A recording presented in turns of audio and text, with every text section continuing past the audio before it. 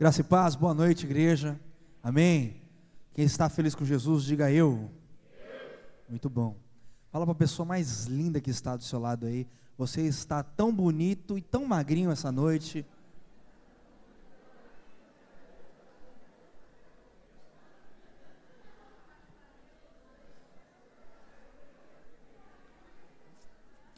Se você não acredita, creia, porque uma hora se cumprirá sobre a tua vida, amém? Quem recebe, diga amém. Amém, glória a Deus, glória a Deus. Então vamos ao momento da palavra. Quantos querem ouvir Deus falar, diga amém. E eu também quero que Deus me use. Quero convidar você a abrir sua Bíblia em 1 Timóteo. 1 Timóteo, capítulo 6, conforme você for encontrando, você que pode, você que é livre, desimpedido, se coloque em pé com reverência à palavra do Senhor, como um dos sinais de reverência à palavra do Senhor. 1 Timóteo, capítulo 6, o verso de número 10, quem achou diga pronto. Diz assim a palavra do Senhor: porque o amor do dinheiro é a raiz de todos os males, e alguns nessa cobiça se desviaram da fé, e a si mesmos se atormentaram com muitas dores. Vou ler de novo. Porque o amor do dinheiro é a raiz de todos os males, e alguns nessa cobiça se desviaram e a si mesmos se atormentaram com muitas dores. Coloque a mão sobre a sua Bíblia, vamos orar mais uma vez. Pai, esse é um ambiente de revelação, porque quando a sua palavra, que é luz, é aberta, ela também nos abre. Que teu Espírito Santo tenha total acesso às nossas vidas, e que possamos fluir naquilo que o Senhor tem para nós hoje, entender e compreender, e viver a tua palavra. Em teu nome que nós oramos, fala conosco, Espírito Santo, amém, amém. Pode se assentar, meu querido, minha querida. Hoje é culto das primícias, e no culto das primícias nós sempre procuramos falar alguma coisa relacionada à questão financeira, relacionado ao que a Bíblia fala sobre isso. E esse para mim é um texto que me chama muita atenção, é um texto que eu gosto muito, é uma carta que Paulo escreve a Timóteo, um dos seus discípulos que estava na igreja de Éfeso, e Timóteo era um pastor novo, e ali ele vai dar várias orientações, e quando chega no capítulo 6, as orientações de Paulo são orientações sobre questões financeiras, de como Timóteo tem que lidar com a finança pessoal, de como Timóteo tem que lidar com a finança da igreja, e de como Timóteo tem que lidar com os ricos da igreja. Lá no verso 17, Paulo escreve para Timóteo, fala, olha, faça assim com os ricos, ensinem para eles que eles precisam ser ricos também em generosidade e tudo mais. E aí você vai ver, acompanhar isso. O capítulo 6 é bacana porque Paulo dá essas instruções a Timóteo para que ele saiba lidar com essas questões financeiras pessoais dele, da igreja, e com as pessoas que tinham muita grana na igreja naquela época, os ricos daquela época. É interessante, é uma das cartas que me chama muito a atenção, né? Então, eu quero falar hoje, essa noite, sobre o privilégio de contribuir na igreja de Cristo. O privilégio de contribuir na igreja de Cristo. E algumas pessoas dizem, eu não sei se você já falou isso ou já ouviu alguém dizer, algumas pessoas dizem assim, olha, eu não quero ser rico não, porque o dinheiro muda as pessoas. Eu não quero ser rico porque o dinheiro muda as pessoas. Eu não sei se você já disse isso, ou se você já pensou isso, ou se você conhece alguém que depois que ganhou dinheiro mudou, né? Eu não sei se você é alguém assim, mas eu quero dizer para você essa noite que o dinheiro não tem poder de mudar as pessoas. O dinheiro, ele só potencializa o que a pessoa já é. Eu vou repetir, o dinheiro não tem poder de mudar pessoas. Ele só vai potencializar o que a pessoa já é. Por que eu estou dizendo isso? Porque quem é arrogante com um tênis de marca importada, será mais arrogante quando tiver um carro importado. Então o dinheiro, ele não muda as pessoas, ele potencializa o que as pessoas já são. Porque se a pessoa ela é humilde sem dinheiro, ela vai ser humilde com dinheiro, porque isso faz parte da essência dela. E o dinheiro não vai mudar isso. O dinheiro só potencializa o que a pessoa já é. Fala para a pessoa que está do seu lado, não importa o tanto de dinheiro que você tenha, você é o que você é.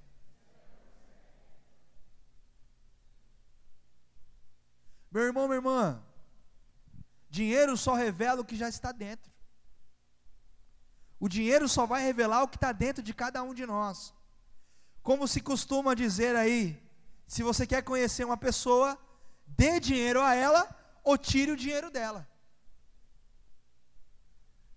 Quer conhecer uma pessoa? Dê dinheiro a ela, que ela vai revelar quem ela é. Quer conhecer uma pessoa? Tire o dinheiro dela, que ela vai revelar quem ela é. Meu irmão, minha irmã, só assim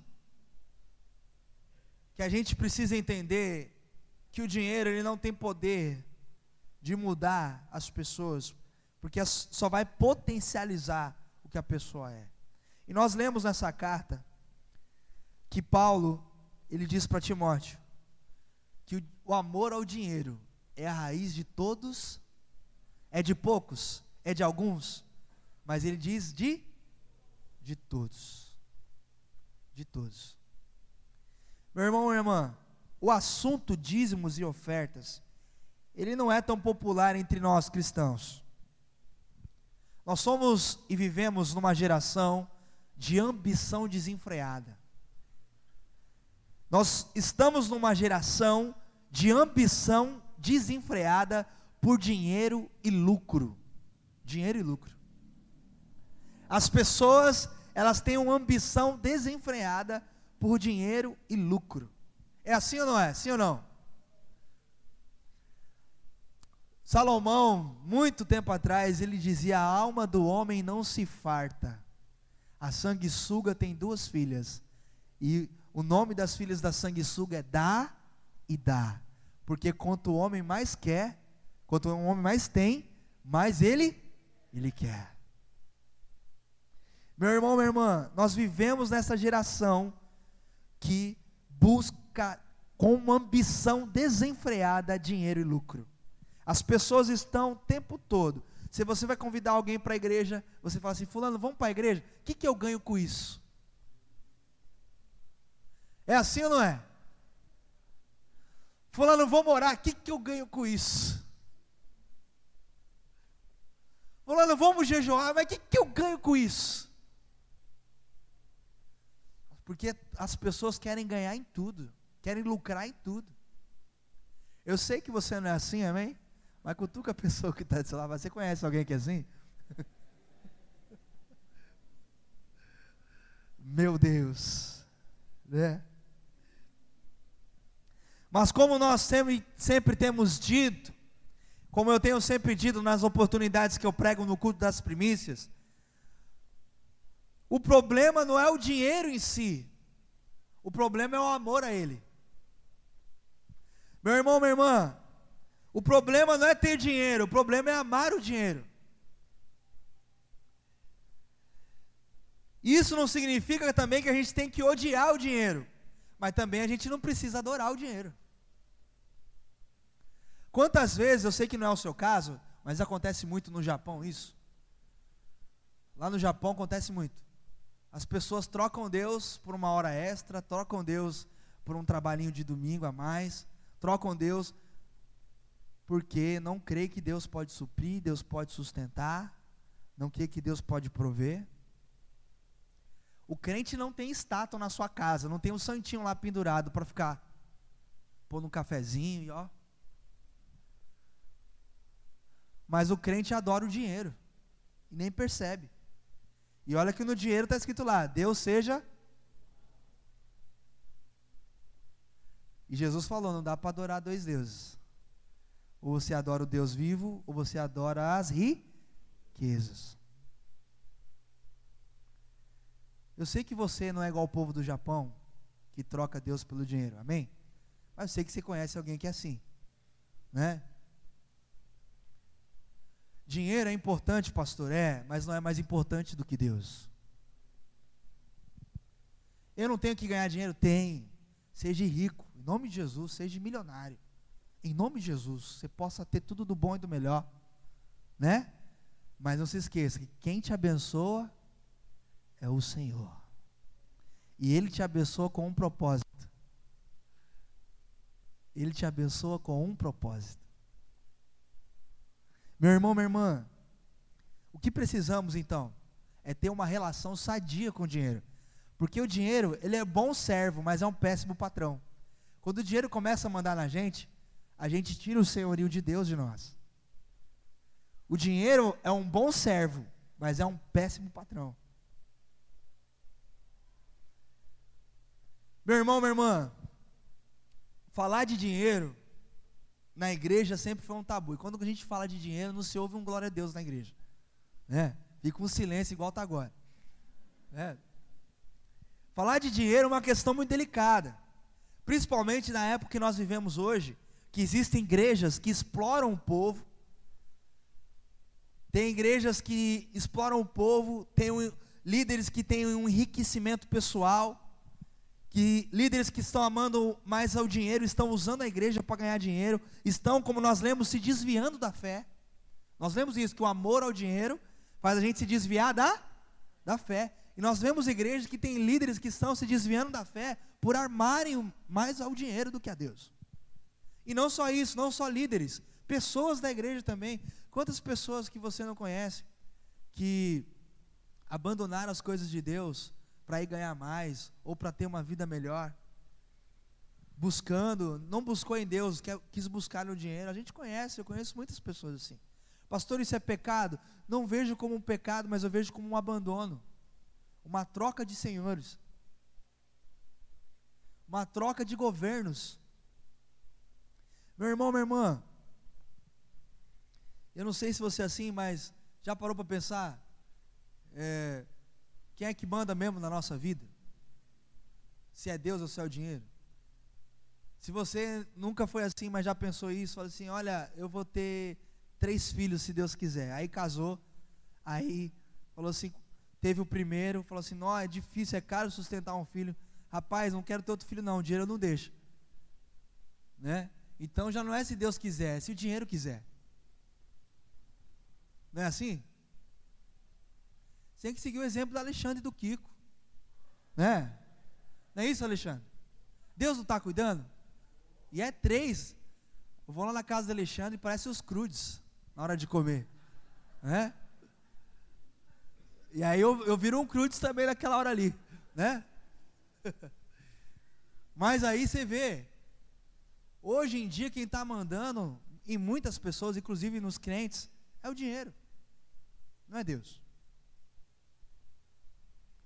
Não é Deus. O governo mudou, a nossa vida mudou. Então, como acontecia desde a época das primeiras igrejas fundadas por Paulo, as pessoas já se desviavam da fé, como Paulo escreveu aqui. E não obstante, não só os líderes que se desviaram por causa da fé, muitas pessoas, como eu disse, têm se desviado da fé, porque estão preferindo o dinheiro e a falsa segurança que o dinheiro dá. Gente, é muito forte isso. Eu aprendi isso a duras penas, que às vezes Deus permite a gente viver situações, para a gente aprender a dar valor àquilo que o dinheiro não pode comprar. Eu não sei se você já viveu isso, eu já vivi isso. E eu não aprendi isso na faculdade de teologia, ninguém me falou isso na igreja. Eu fiquei um bom tempo sem dinheiro para aprender a dar valor às coisas que o dinheiro não pode comprar.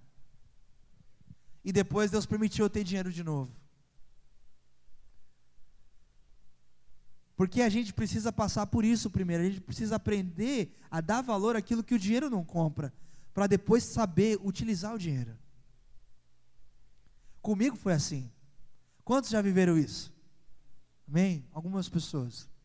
Nós temos aqui algumas pessoas da igreja que a gente vê o cuidado de Deus. Isso é bacana, né? Um desses exemplos, são vários, mas um desses exemplos é o Jefferson e a Michele, né? O Jefferson está desempregado aí há quase 2 anos. A Michele aí já há uns 7 meses, mais ou menos. 5 meses, né? E nós vemos o quanto Deus tem cuidado deles, o quanto eles estão distribuindo currículo, deu currículo para todo mundo, né? E vai para lá, vai para cá. O Jefferson fez agora o concurso público, né?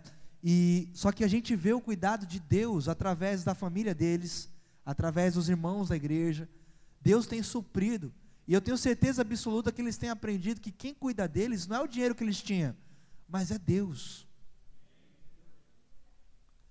Estão passando por dificuldade, pastor, é legal isso? Não é legal, mas isso prova que Deus não nos abandona, Deus não nos deixa mendigando, Deus cuida de nós. Se nós olharmos para os passarinhos, eles não têm conta bancária.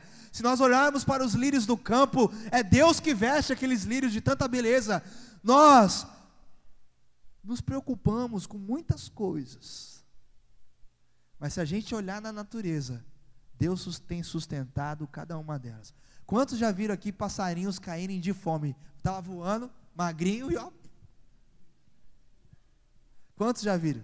Eu nunca vi. Já vi passarinho que morreu eletrocutado num poste, ou alguém que deu uma estilingada, mas porque morreu porque estava raquítico de fome, eu nunca vi. Até os urubu da Praia Grande sempre tem uma carnicinha para eles, não é verdade? É ou não é? Ou cidade para ter urubu, não é verdade? Meu Deus do céu, né? Até carniça para urubu nunca falta. Você acha que Deus não vai cuidar de você, meu irmão? Você só precisa amá-lo. Você só precisa colocar Ele como prioridade. Nós não temos várias prioridades. A palavra prioridade significa uma só. Que Deus seja a sua maior prioridade. Que você busque Deus mais do que busca o dinheiro. Que você seja ambicioso por Deus mais do que você é ambicioso pelo dinheiro. E a situação ela está difícil para todo mundo, nós sabemos disso, amém? Está difícil. Pergunta para a pessoa que está do seu lado aí, está difícil a situação, tá? Mas eu tenho uma boa notícia para você. A crise é o melhor lugar de nós buscarmos, de nós aprendermos novas ferramentas, novos caminhos, novas oportunidades. Eu conheço 2 pessoas aqui, eu vou citar o nome, o pastor Ademar falou comigo hoje, que ele é aposentado, mas ele trabalha, porque ele precisa. Né, pastor Ademar? O Betão está aposentado, mas também trabalha, porque ele precisa. Né? Na crise, a melhor maneira de nós nos virarmos é fazer o que a gente sabe. Não é verdade? É uma oportunidade. Quando chega no fundo do poço, meu irmão, não tem mais como descer mais. A única alternativa é: o Brasil já está lascado, mas os céus não estão em crise. E quando a gente está no fundo do poço, a gente tem que olhar para o céu, estender a mão e cantar: segura na mão de Deus, segura na mão de... pois ela me sustentará. Não temas, segue adiante e não olhes para trás. Segura na mão de Deus e vai. Amém, Jesus.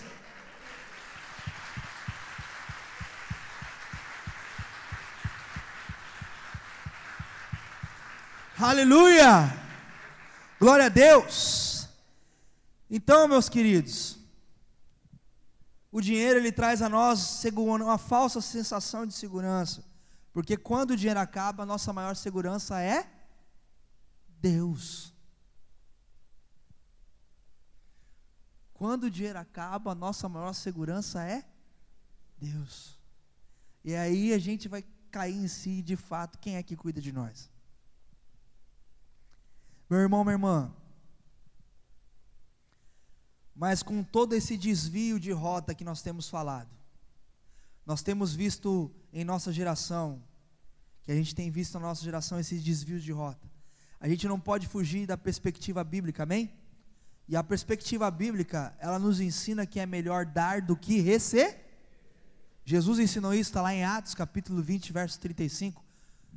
É lembrado, olha, lembrando as palavras de Jesus, é melhor dar do que receber.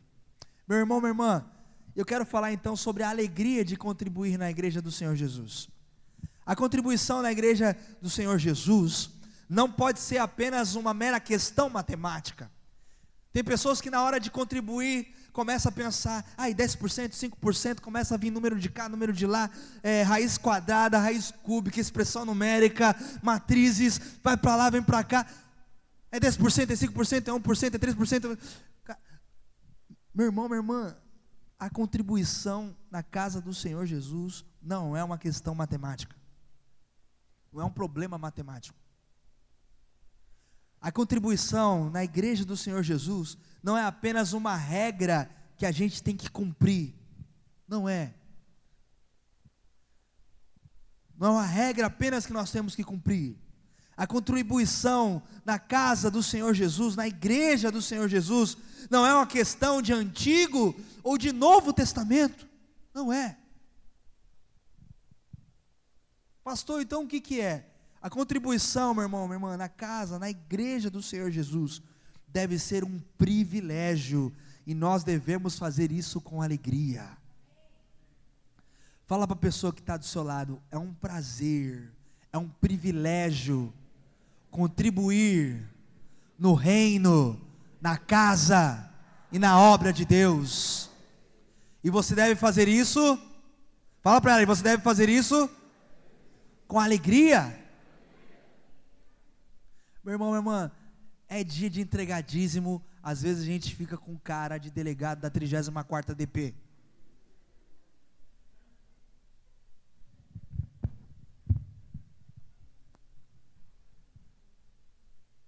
É dia de entregar a oferta, é dia de entregar dízimo, o dinheiro fala com nós, né? A nota de 2 é uma nota bem crente, não falta um culto. A nota de 50, ela é ateu. Ela não crê não. Quando você abre a carteira, a nota de R$2 fala: vem Jesus, vem Jesus, Maranata. Ô tartaruga crente, né? Mas vai lá na onça pintada, Deus não existe. Mas a pizza depois do culto,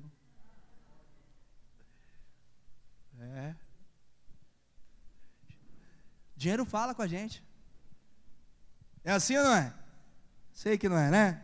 Meu irmão, minha irmã, isso acontece no Japão, é lógico. O próprio Paulo, ele nos ensina lá em 2 Coríntios, capítulo 9, verso 7, lá no finalzinho do versículo: Deus ama o que dá com alegria. Meu irmão, minha irmã, você quer ser amado por Deus? Quantos aqui querem ser amados por Deus? Então fala para a pessoa que está do seu lado, se você quer ser amado por Deus, contribua com alegria.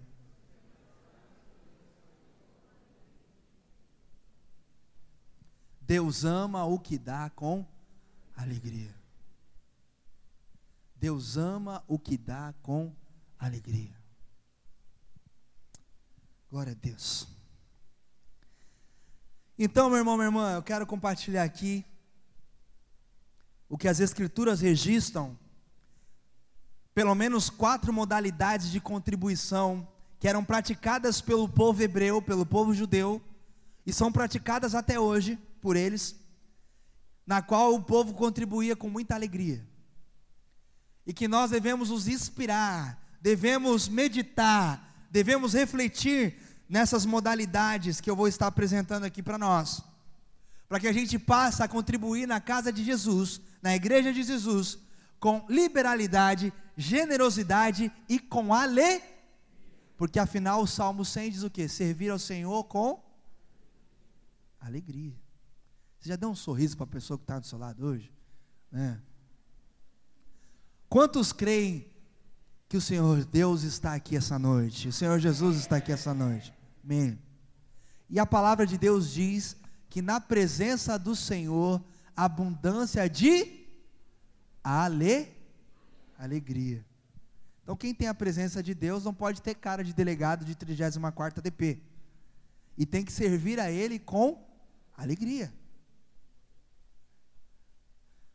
Então mostra os seus dentes aí para a pessoa que está do seu lado, né? Vê se não tem uma alface aí do almoço, né? Mostra que você está indo no dentista em dia, né? Quem tem dente aí, mostra que tem dente ainda. Oh, glória, aleluia, aleluia. E a primeira modalidade de contribuição que o povo fazia com alegria, está lá em Deuteronômio, capítulo 26, Deuteronômio é o 5º livro da Bíblia. Eu vou pedir que você abra comigo os versículos que nós vamos ler aqui, para que você acompanhe, que à medida que nós venhamos a abrir a Bíblia também nos abra essa noite, para uma nova perspectiva, para uma nova realidade. Deuteronômio capítulo 26, quem achou, diga pronto. Verso 2, primeira modalidade de contribuição é a primícia.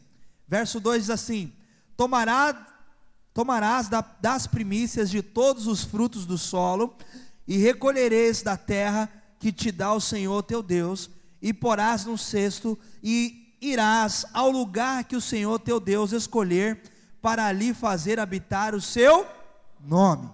Muito bem, a primeira modalidade de contribuição que o povo fazia era das primícias. O que eram as primícias? Era a apresentação antecipada dos primeiros frutos da terra que o povo tinha naquela época. Era uma amostra dos diversos produtos agrícolas cultivados na terra pelo povo. A primícia era entregue a cada nova colheita, então dependia do que se plantava, porque você plantava, dependendo do que você plantava, a primeira coisa que você colhia era o que você levava. Então tinha vezes que a primícia era entregue a um mês, uma vez por mês. Tinha primícias que eram entregues a cada 3 meses, a cada 6 meses e até um ano. Pois naquele período, muitos comiam do que plantavam e vendiam e trocavam do que colhiam do produto da terra. Naquela época era comum as pessoas plantarem, colherem e viverem daquilo que plantava e se colhia. Então, se eu plantasse um pé de mexerica, e eu vivesse naquela época, naquele contexto, eu plantasse um pé de mexerica, a mexerica crescesse, desse várias mexericas, eu recolheria todas as primeiras mexericas daquele meu pé, colocaria na minha cestinha e levaria para a casa do Senhor, porque aquilo ali seria a minha primícia. Por que eles faziam isso? Essa contribuição da primícia se tornou um ritual do povo hebreu, que expressava o reconhecimento de que Deus está por trás de todo o processo de plantação e de colheita. Era Deus que abençoava o solo, era Deus que mandava chuva para regar o solo, era Deus que dava o crescimento da planta, era Deus que fazia com que o fruto nascesse, era Deus que estava cuidando do seu povo. Então, meu irmão, minha irmã, naquela época era feito assim. E hoje, pastor, o que isso tem a ver com a gente? Assim como hoje, meu irmão, nós temos que entender que tudo que você já recebeu na sua vida é Deus que dá, é Deus que faz multiplicar, é Deus que faz crescer, é Deus que faz abundar, é Deus que faz sobrar. Então você tem que entender que Deus e tudo que está relacionado a Ele tem que ser primiciado na sua vida. Tem que ser primiciado na sua vida. Meu irmão, primícia significa primeiro. Eu falo isso porque eu já fiz muito isso. Quantas vezes eu já paguei muitas contas e esperei sobrar para me dar o dízimo. Pagava Casas Bahia, pagava isso, pagava aquilo, e às vezes nem sobrava para dar o dízimo, porque eu não tinha a visão de que Deus era a minha primícia, de que Deus era a minha prioridade e era o primeiro. E a minha desculpa era, talvez você conhece que alguém assim: Deus entende, Deus sabe, eu não posso sujar o meu nome. Deus não tem SPC e nem Serasa, mas o homem tem. Meu irmão, eu não estou falando que se você não deve pagar suas contas, não é isso.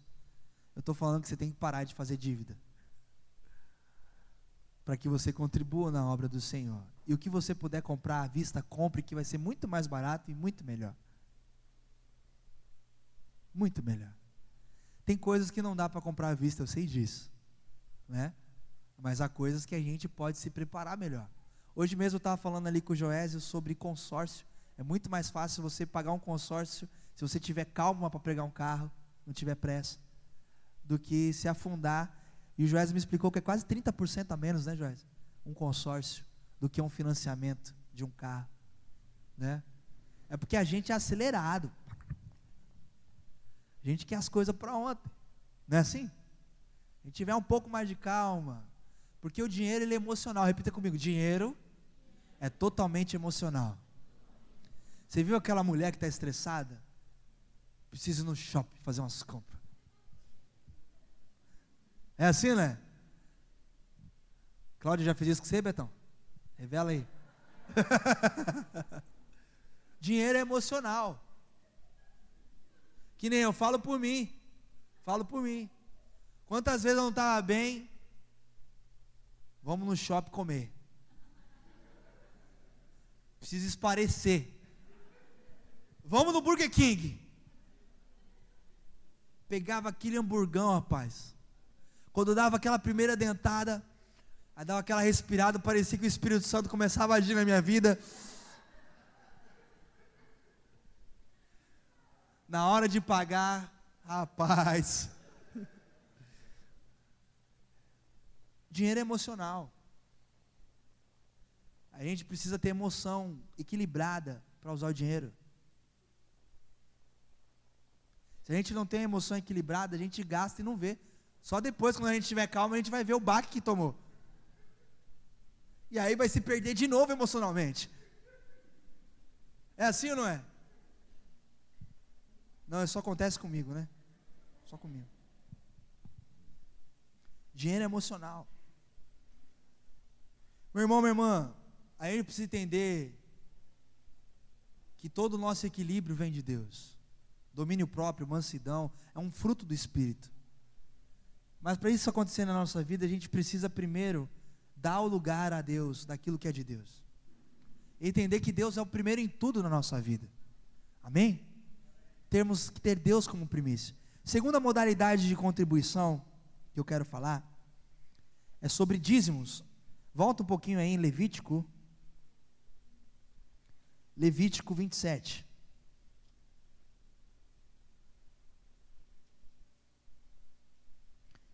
Sobre dízimos. Levítico 27, o verso 30 ao 34.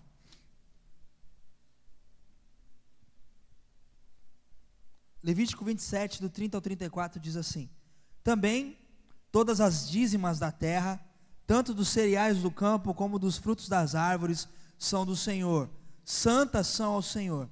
Se alguém das suas dízimas quiser resgatar alguma coisa, acrescentará sua quinta parte sobre ela.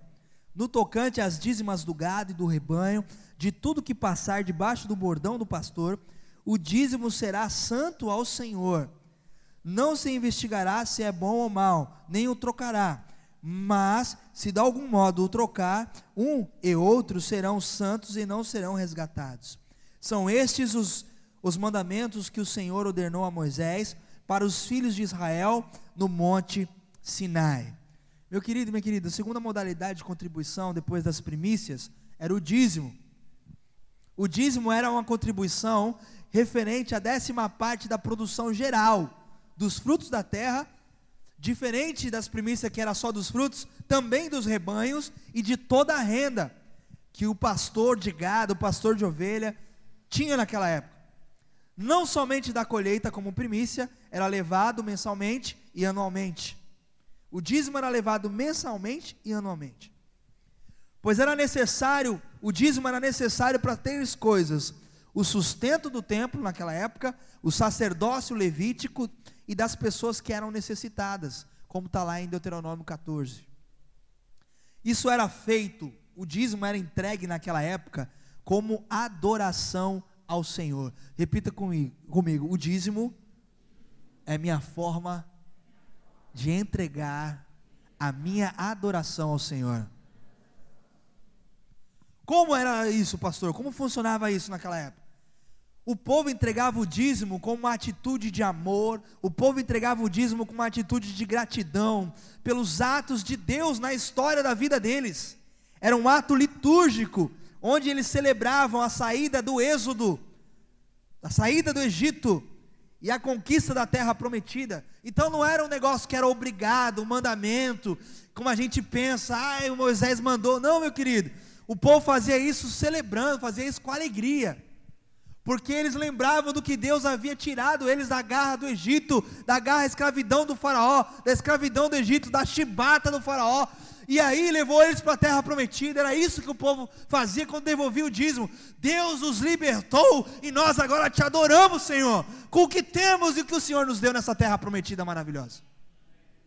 Era isso. Às vezes a gente lê, eu já muitas vezes lia sobre dízimos, e pensava assim, dízimo é uma obrigação, é um mandamento. Não, naquela época o povo não via assim. O povo levava o dízimo como uma adoração. E olha que interessante, o verso 30 e 31 diz que o dízimo era 10% da parte. E quem pegava o dízimo do Senhor, que isso não acontece nos nossos dias, amém? Só naquela época. Quem pegava o dízimo que era do Senhor, tinha que dar os 10 e mais uma quinta parte. Não era só 10%. O verso 31 vai dizer isso. Comeu do dízimo do Senhor, usou o que era de Deus, santo a Deus, consagrado a Deus, você vai ter que dar os 10% mais uma quinta parte. Aí entrava na regra, aí entrava na lei. E o povo adorava o Senhor trazendo os dízimos, e era passado isso de pai para filho, de filho para pai. Olha, filho, Deus nos libertou do Egito, Deus nos libertou da escravidão, por isso que nós devolvemos a Ele, levamos ao templo, para sustento do templo, do sacerdote, das pessoas necessitadas, aquilo que o Senhor nos deu, porque Ele nos libertou da escravidão.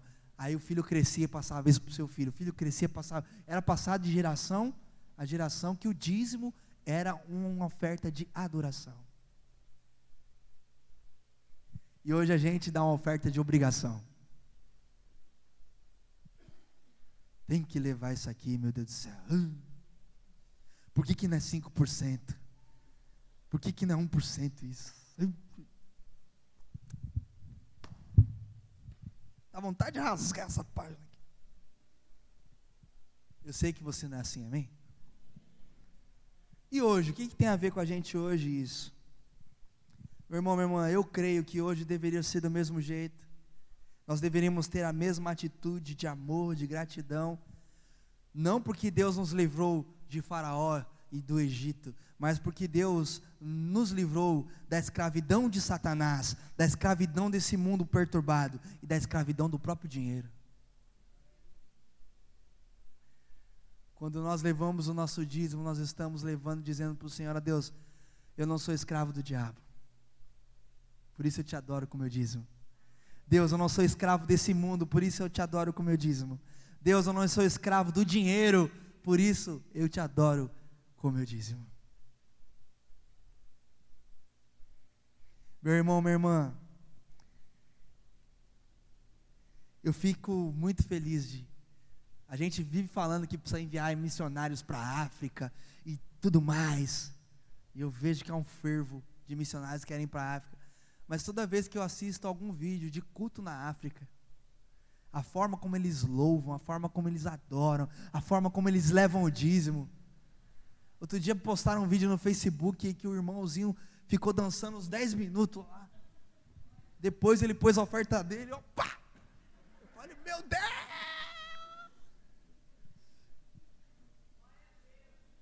e ele fez isso com alegria, rapaz, você via que ele estava cheio do Espírito Santo mesmo. Rapaz, acho que eu vou mudar para a África, acho que eu vou ficar lá para sempre. Meu irmão, é contagiante o negócio. Uma vez, acho que o ano passado, eu postei um vídeo de um culto na África, chapado assim, a céu aberto, o povo louvando, todo mundo pulando. Falei, meu Deus, caramba. Porque o povo entendeu a alegria de fazer as coisas para o Senhor. Meu irmão, minha irmã, só dá o dízimo, celebrando a Deus, adorando a Deus, quem não está escravo de nada e de ninguém. Quem não está escravo de nada e de ninguém. Porque quem ainda está com o pezinho preso em algum lugar, sempre vai fazer com muito peso e dor no coração isso.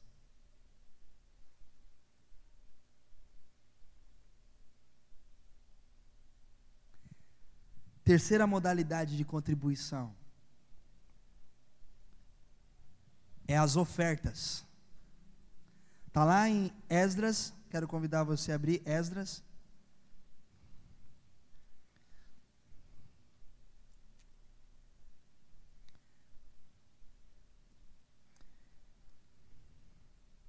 Esdras capítulo 2.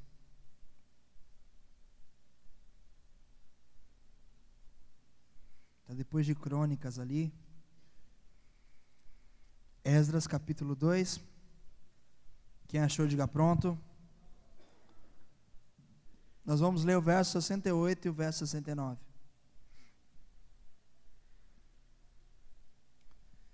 Esdras 2, 68, 69, 68, 69 diz assim: alguns dos cabeças de famílias, vindo à casa do Senhor, a qual está em Jerusalém, deram voluntárias ofertas para a casa de Deus, para restaurarem no seu lugar. Segundo os seus recursos, deram para o tesouro da obra, em ouro 61.000 daricos, e em prata 5.000 aratéis, e 100 vestes sacerdotais.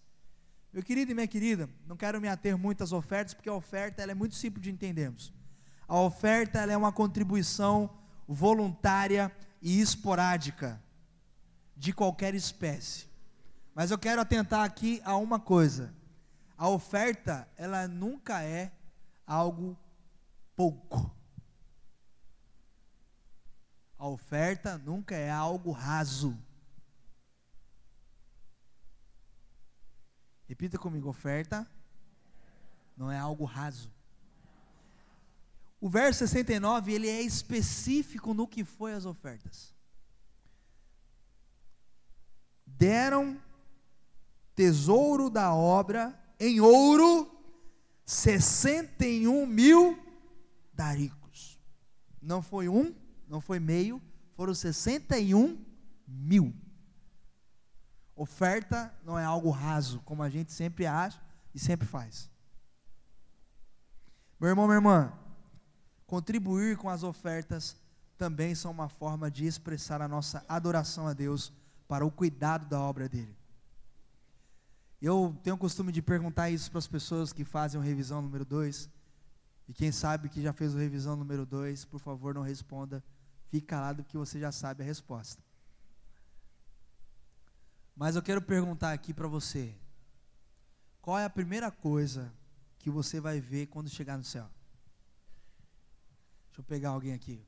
Fabião, quando você chegar no céu, você está aqui primeirinho, já mata a charada. Quando você chegar no céu, qual é a primeira coisa que você vai ver lá? Eu espero ver Jesus. Muito bem. Pastor Ademar, quando você chegar no céu, qual é a primeira coisa que você vai ver lá? Olha, eu acho que Jesus seria o ideal. Betão, meu amor.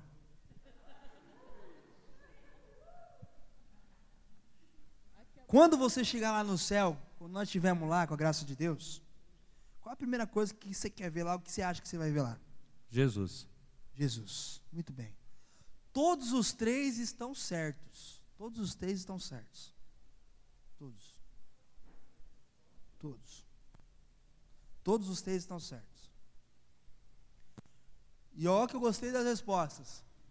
Porque eu já vi resposta assim: portão de ouro, casa de ouro, mansão de ouro, rua de ouro, né? Todos os três estão certos, mas eu quero só mudar a resposta com o mesmo sentido que vocês falaram. Nós vamos ver uma oferta. Primeira coisa que nós chegarmos no céu, que nós vamos ver uma oferta. E o nome da oferta é Jesus.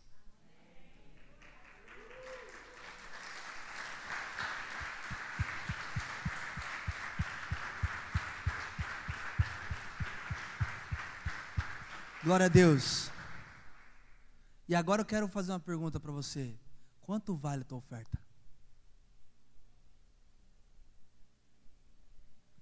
Os R$2 da sua carteira?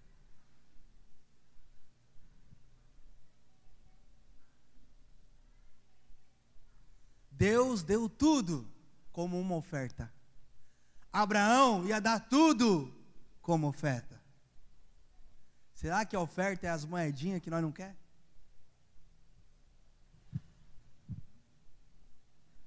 $61.000 daricos, 5.000 aratéis e 100 vestes sacerdotais. Quanto vale a tua oferta? Pergunta para a pessoa que está do seu lado. Quanto vale a tua oferta? Meu irmão, minha irmã, sobre a oferta eu vou ficar por aqui, tá bom? Já está suficiente para nós. Vamos para o último, que o nosso tempo voa. Quarta modalidade de contribuição que o povo fazia com alegria: as esmolas. Esmola, pastor? Esmola. Abre a sua Bíblia em Atos. Atos, Novo Testamento. Capítulo de número 10. Quem achou, diga amém. Verso 1 e 2. Atos 10, 1 e 2. Morava em Cesareia um homem de nome Cornélio, centurião da corte chamada italiana, piedoso e temente a Deus, com toda sua casa, e fazia muitas esmolas ao povo, e de contínuo orava a Deus. Meu irmão, minha irmã, as esmolas eram contribuições destinadas ao alívio imediato de carência de pessoas necessitadas naquela época. Hoje as nossas ofertas mais parecem com esmolas do que com oferta. Fala a verdade. Porque o mesmo R$2 que nós damos na igreja, nós damos no farol.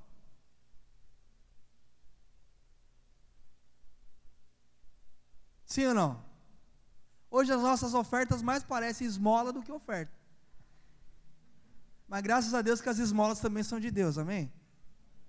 Mas não, no caso aqui bíblico, não é para a igreja. No caso bíblico é para ajudar alguém. Uma esmola. Meu irmão, minha irmã, Jesus ensinou como a gente deve dar esmolas, sabia? Está lá em Mateus capítulo 6, abre comigo. Mateus capítulo 6.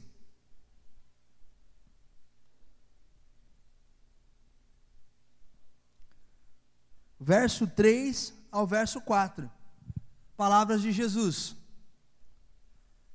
Mateus 6, do 3 ao 4 diz assim: Tu, porém, ao dares a esmola, ignore a tua mão esquerda o que faz a tua mão direita, para que a tua esmola fique em e teu pai que vem em secreto te recompensará. Então até Jesus ensinou que nós temos que dar esmolas, e explicou como se faz isso. Meu irmão, minha irmã, não podemos esquecer que tudo naquela época, quanto hoje, tudo que se faz, deveria ser realizado de coração, e com celebração, fazendo como se fosse para Deus. Se você vai ajudar alguém, não fique tocando trombeta, faça, e deixa que só Deus veja.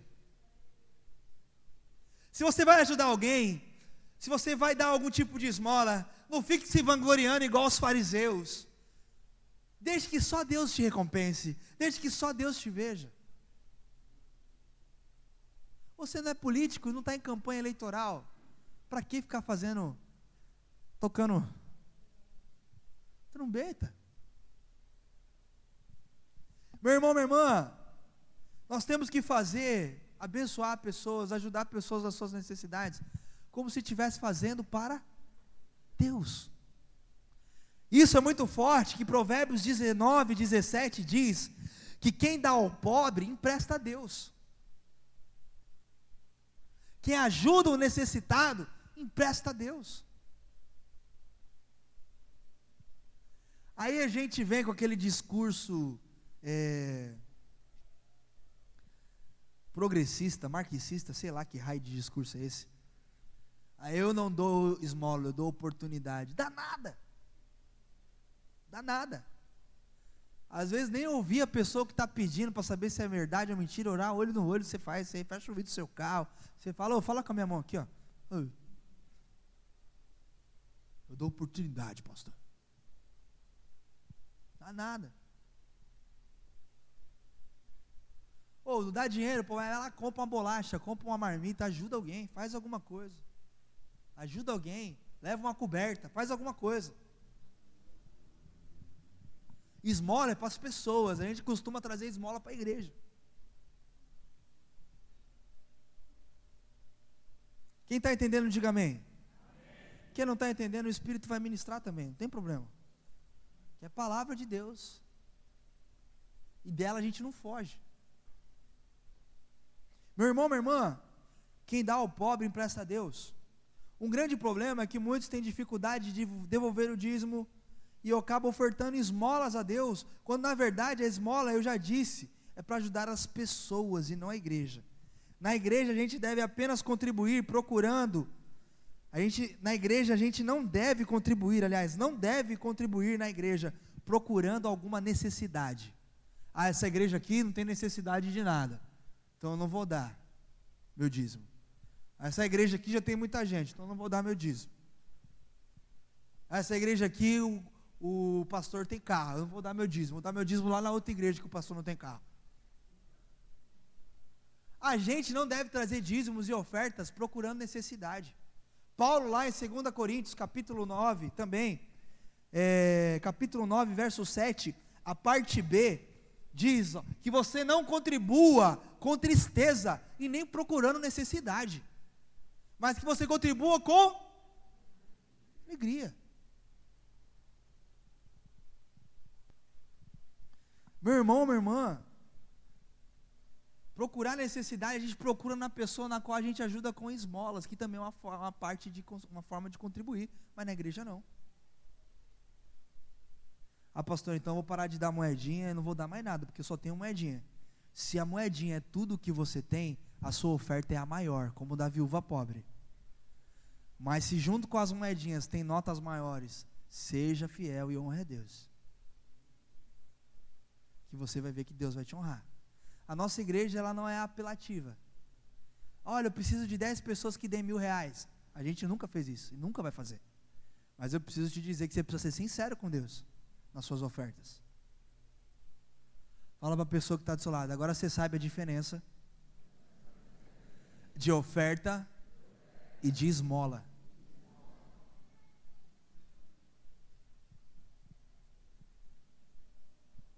Deus não precisa das nossas esmolas. Deus precisa dos nossos dízimos e das nossas ofertas. Não contribua com tristeza e nem procure necessidade.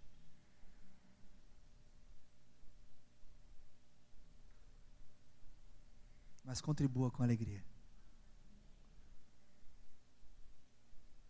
Quando eu recebi essa palavra de Deus, falei, Deus, que demais. Como é bom contribuir na tua casa. Como é bom poder colaborar com o teu reino. E fazer isso ainda com alegria. Porque o Senhor tem me sustentado todos os dias. O Senhor não falha.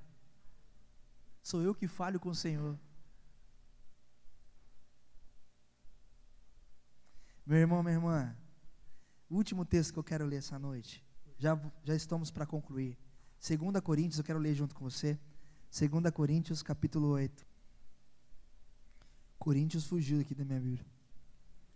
2 Coríntios, capítulo 8. Opa, achei. verso 2. Último texto que nós vamos ler essa noite. 2 Coríntios, capítulo 8, verso 2. Diz assim: porque no meio de muita prova, de tribulação, manifestaram a abundância e a profunda pobreza deles superabundou em grande da sua. Fala para a pessoa que está do seu lado: rico mesmo é o generoso. Fala: pobre mesmo é o triste. Quem crê e recebe, aplauda o Senhor Jesus.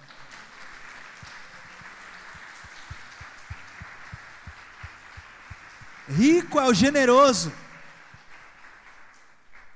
Paulo está escrevendo para a igreja, para as ofertas da igreja da Macedônia, e a igreja de Corinto ajudou. Ele escreve: olha, porque no meio da pobreza de vocês, Deus manifestou grande riqueza através da sua generosidade.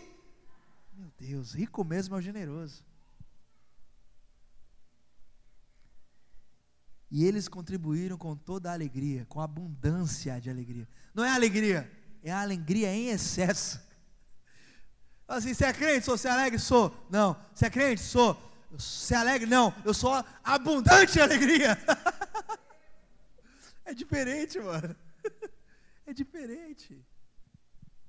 É diferente. Abundância de alegria é uma alegria exagerada, meu irmão. É a alegria do africano que chega para ofertar. Ó.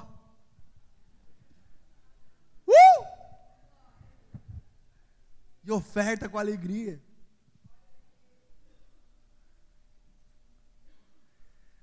É, meu irmão, abundância de alegria. Enfim, a gente finalizar. Como o dinheiro só revela quem nós somos, e nós dissemos isso no início, o ato de contribuir na igreja com alegria vai mostrar a sua identidade como povo de Deus, como filho e filha de Deus. Assim, toda contribuição é um ato de honra ao Senhor, onde reconhecemos o senhorio de Cristo sobre a nossa vida. Quando não contribuímos, não estamos reconhecendo o senhorio de Deus, e nem o seu domínio sobre a nossa vida.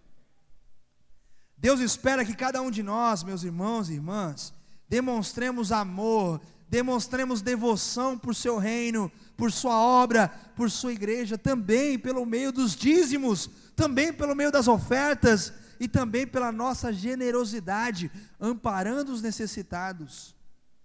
Assim, meu irmão, minha irmã, as bênçãos do Senhor vão acompanhar aqueles que são fiéis até a morte. Ser fiel até a morte, e dar-te-ei a coroa da vida. E essa coroa, ela custou caro.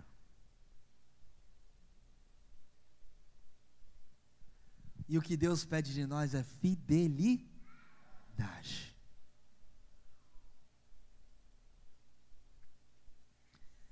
Fidelidade em tudo. E aqui eu finalizo, inclusive na contribuição financeira. Tanto nessa vida, que nós possamos ser fiéis, tanto nessa vida na terra, como na glória que está por vir e ser revelada através de Cristo Jesus. Essa palavra merece uma glória a Deus, merece um aplauso, amém?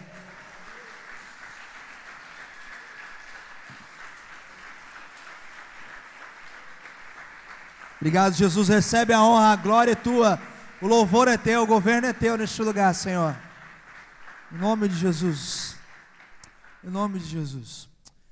Nós, como de costume, eu quero convidar o Ministério da Música para vir aqui, quero convidar você a se colocar em pé.